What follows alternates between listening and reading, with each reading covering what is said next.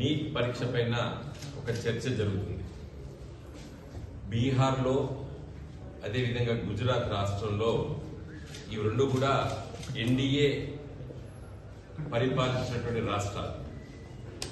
ఈ రాష్ట్రాల్లో ఒకట నీట్ ప్రశ్నపత్రం 30 లక్షల రూపాయలకు అమ్ముకున్నారనేది ఈరోజు ప్రభుత్వమే చెప్తుంది, కేంద్ర ప్రభుత్వం. మరి దురదృష్టవశాత్తు మరి అక్కడికే పరిమితమైందని అనుకోవడం లేదు. చాలా రాష్ట్రాల్లో ఒకట ఈ పేపర్ లీక్ అయి కోట్లాది రూపాయల చేతులు మారినట్టు కూడా చెప్తున్నారు. మరి దీనిపైన ఈడీ ఎందుకు స్పందిస్తున్నదో అర్థం కావడం లేదు. అంటే రూపాయలు ఎక్కడైతే ట్రాన్స్ఫర్లు అయితే అక్కడ మరి ఈడీ వస్తుంది, మనకు అందరికి తెలుసు. ఆ చట్టం కూడా చెప్తుంది, ఎఫ్ఐఆర్ రిజిస్టర్ అయితే వాళ్ళు పోవాలి. ఈ అవినీతి జరిగినప్పటికీ కూడా కేంద్ర ప్రభుత్వం ఇప్పటివరకు స్పందించలేదు. మోడీ గారి ప్రభుత్వము స్పందించలేదు ఇప్పటివరకు కూడా. చిన్నారులు 12వ తరగతి పాస్ అయి పరీక్ష రాసినటువంటి లక్షలాది మంది విద్యార్థుల తల్లిదండ్రులు బాధపడుతున్నారు. మా పిల్లలకు అడ్మిషన్స్ ఈ సంవత్సరం జరుగుతాయా, జరిగాయా? ఇదంతా కూడా మరి ఒక పెద్ద ఆవేదన కలిగిస్తుంది తల్లిదండ్రులకు. తెలంగాణ రాష్ట్రంలో చాలా మంది తల్లిదండ్రులు ఆవేదన వ్యక్తపరుస్తున్నారు. మరి నిన్న మొన్న జరుగుతున్నటువంటి సంఘటనలు, విద్యార్థి సంఘాలు ఈ రోజు కూడా పెద్ద ఎత్తున ధర్నాలు చేస్తున్నారు. మరి ఈ ఇష్యూ పైన నేను కొంత లోతుగా పరిశీలించి చర్చించినప్పుడు పరీక్ష పత్రము లీకేజ్ అనేది ఒక సమస్య. ఇది దేశవ్యాప్తంగా వందలాది సెంటర్ లోపల ఈ పరీక్ష నిర్వహించారు. విదేశాల్లో కూడా ఈ పరీక్ష నిర్వహించారు. మరి గత చాలా సంవత్సరాల నుంచి కూడా ఇలాంటి లీకేజ్ జరిగి ఉండొచ్చు అని కూడా చాలా మంది ప్రొఫెసర్లు, లెక్చరర్లు చెప్తున్నారు. నేను నిన్న మరి మన దగ్గర తెలంగాణ రాష్ట్రంలో ఉన్నటువంటి మెడికల్ కాలేజ్, ప్రభుత్వ మెడికల్ కాలేజీలో ప్రొఫెసర్లు, రిటైర్ అయిన ప్రొఫెసర్లు, తర్వాత ఎగ్జామినర్స్ తోని అసలు ఈ నీట్ ద్వారా మనకు ఈ లాభం జరిగిందా, నష్టం జరిగిందా? మనకందరికి తెలుసు, ఎన్టీ రామారావు గారు ముఖ్యమంత్రి ఉన్నప్పుడు చాలా కాలం క్రితము దేశవ్యాప్తంగా ఎంసెట్ పరీక్ష ఒకటే ఉండాలని చెప్పినప్పుడు తమిళనాడు రాష్ట్రము, సమైక్య ఆంధ్రప్రదేశ్ రాష్ట్రము మనము దాన్ని ఒప్పుకోలేదు. తదనంతరము సుప్రీంకోర్టు తీర్పిచ్చింది, అన్ని రాష్ట్రాలు కంపల్సరిగా ఉండాలన్నప్పుడు మరి రెండు తెలుగు రాష్ట్రాలు, ఆంధ్రప్రదేశ్ రాష్ట్రము, తెలంగాణ రాష్ట్రము 2017లో నుండి నీటిలో ఉన్నాయి. అసలు ఎన్ని అడ్మిషన్స్ ఏంటి అని చెప్పి నిన్న పరిశీలిస్తే మన తెలంగాణ రాష్ట్రంలో ఒకట పీజీ అడ్మిషన్స్ ఉన్నటువంటి కాలేజీలు 10 ఉన్నాయి. ప్రభుత్వ మెడికల్ కాలేజ్ 1267 సీట్లు ఉన్నాయి పీజీ సీట్లు.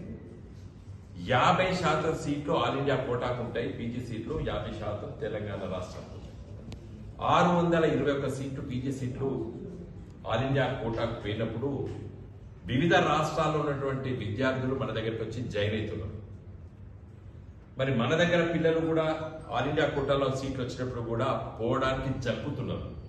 ఎక్కడో మారుమూల సాంబాల్పూరు, లేకపోతే ఒరిస్సాలో ఎక్కడో మారుమూల జిల్లా కేంద్రంలో, లేకపోతే ఉత్తరప్రదేశ్లో ఎక్కడో మారుమూల జిల్లాలో, ఎక్కడో మహారాష్ట్రలో ఒక మారుమూల జిల్లాలో అడ్మిషన్ వచ్చినప్పుడు మన పిల్లలు పోవడం లేదు. మరి సైకాలజీయా? వివిధ రాష్ట్రాల్లో ఉన్నటువంటి విద్యార్థులు మన దగ్గరికి వచ్చి జాయిన్ అవుతున్నారు. మరి మన దగ్గర పిల్లలు కూడా ఆల్ ఇండియా కోటాలో సీట్లు వచ్చినప్పుడు కూడా పోవడానికి జరుపుతున్నారు. ఎక్కడో మారుమూల సాంబాల్పూరు, లేకపోతే ఒరిస్సాలో ఎక్కడో మారుమూల జిల్లా కేంద్రంలో, లేకపోతే ఉత్తరప్రదేశ్లో ఎక్కడో మారుమూల జిల్లాలో, ఎక్కడో మహారాష్ట్రలో ఒక మారుమూల జిల్లాలో అడ్మిషన్ వచ్చినప్పుడు మన పిల్లలు పోవడం లేదు. మరి సైకాలజీయా? లేకపోతే వేరే రాష్ట్రాల్లో చదువుకోవడానికి జరుపుతున్నారా? ఏదో కారణం పోవడం లేదు సార్ అని చెప్పి కూడా కొంతమంది ప్రొఫెసర్స్, లెక్చరర్స్, తల్లిదండ్రులు కూడా చెప్తున్నారు. మరి UG admissions, under graduate admissions MBBS వచ్చారు కేవలం 15% మనం ఆల్ ఇండియా కోటాకు పోతుంది. మరి అప్పుడు కూడా మన దగ్గర ప్రభుత్వ మెడికల్ కాలేజీలో 3,817 సీట్లుంటే 519 సీట్లు ఎంబీబీఎస్ సీట్లు ఆల్ ఇండియా కోటాకు పోతే 519 మంది వేరే రాష్ట్రాలలో వచ్చి జాయిన్ అవుతున్నారు. ముఖ్యంగా ఆంధ్రప్రదేశ్ రాష్ట్రం నుంచి మన దగ్గర Osmania medical college, Gandhi medical college, Kakatiya medical college అంటే కొంచెం ప్రౌడ్గా ఫీల్ అయ్యి దీంట్లో అడ్మిషన్స్ తీసుకుంటున్నారు. మన పిల్లలకి మరి వేరే రాష్ట్రాల్లో పడే ఎంబీబీఎస్ సీట్లకు పోవాలంటే పిల్లలు పోవడం లేదు, చాలా మంది జాయిన్ కావడం లేదని చెప్తున్నారు. మరి వాళ్ళు ఇక్కడనే సెకండ్ లిస్ట్, థర్డ్ లిస్ట్లో ఇక్కడనే అడ్మిషన్స్ తీసుకుంటున్నారు. దీనివల్ల అడ్వాంటేజెస్ ఉన్నాయి, డిసడ్వాంటేజెస్ ఉన్నాయి కూడా కొంతమంది మేధావి వర్గాలు, ముఖ్యంగా మెడికల్ ఫీల్డ్లో ఉన్నటువంటి ప్రొఫెసర్స్ చెప్తున్నారు. ఆల్ ఇండియా కోటాను యూటిలైజ్ చేసుకొని మన ఎక్కువ సీట్లు మన పిల్లలకు రావచ్చు, మన వాళ్ళు కొంత బాగా చదువుకుంటారు కాబట్టి మన సీట్లు ఎక్కువ వస్తాయని చెప్పి ఆశతోనే ఈ 2 తెలుగు రాష్ట్రాలు ఆల్ ఇండియా కోటాలో జాయిన్ అయ్యారు. కానీ మనం చూసినట్టయితే మరి ఆ మెరిట్లో ఉంటారు కాబట్టి మనం సెకండ్ లిస్ట్లో ఇక్కడ అడ్మిషన్ వచ్చినప్పుడు ఇక్కడనే తీసుకుంటున్నారు. డిసడ్వాంటేజెస్ ఏమైపోయినాయంటే టోటల్ నెంబర్ ఆఫ్ సీట్స్ మనం ఎంతైతే కంట్రిబ్యూట్ చేస్తున్నామో, ఎందుకంటే తెలంగాణ రాష్ట్రంలో ఎక్కువ ప్రభుత్వ మెడికల్ కాలేజీలు ఉన్నాయి, 27 ప్రభుత్వ మెడికల్ కాలేజీలు ఉన్నాయి. ఇంకొక 5-6 వస్తాయి ఈ సంవత్సరం, వచ్చే సంవత్సరం. మన కోటా ఎక్కువ ఆల్ ఇండియాకి ఇస్తున్నాము. ఆల్ ఇండియాలో కూడా దేశవ్యాప్తంగా 28 రాష్ట్రాలు అన్ని కూడా ఉంటే మనకు తక్కువ సీట్లు వస్తున్నాయని చెప్పి మరి చెప్తున్నారు. Majority of the students are not willing to go to other states. నేను ఇంతమంది చెప్పినాను, మనం పోవడం లేదు. ఆ సైకాలజీ ఏదో చెప్పలేదు, తల్లిదండ్రుల ఆసక్తి లేకపోవడం. అదే విధంగా చూసినట్టయితే వేరే రాష్ట్ర పిల్లలు తెలంగాణ సీట్లు వస్తే ఉరుగురికి వచ్చి జాయిన్ అవుతున్నారు. మన హాస్పిటాలిటీ కావచ్చు, మన ఫుడ్ అవైలబిలిటీ కావచ్చు, తెలంగాణ రాష్ట్రం కాస్మోపాలిటన్ స్టేట్ కాబట్టి వేరే రాష్ట్ర పిల్లలు మంచిగా వచ్చి ఇక్కడ జాయిన్ అవుతున్నారు మన మన మన తెలంగాణ ప్రభుత్వ మెడికల్ కాలేజ్.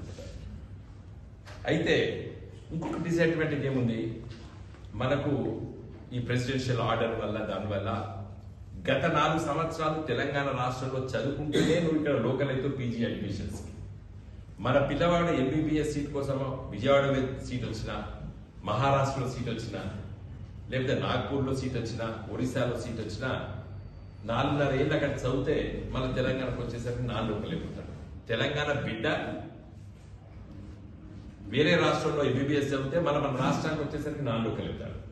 అక్కడ 4 లోకల్ అవుతాడు, ఇక్కడ 4 లోకల్ అవుతాడు. కాబట్టి అందుకోసం మన పిల్లలు పోవడం లేదు. సెకండ్ లిస్ట్ వచ్చినప్పుడు ఇక్కడనే చేరేది. ఉస్మానియా రాకపోతే, మెడికల్ కాలేజ్ రాకపోతే వేరే జిల్లాలో అడ్మిషన్ వచ్చినప్పుడు తీసుకుంటున్నాడు.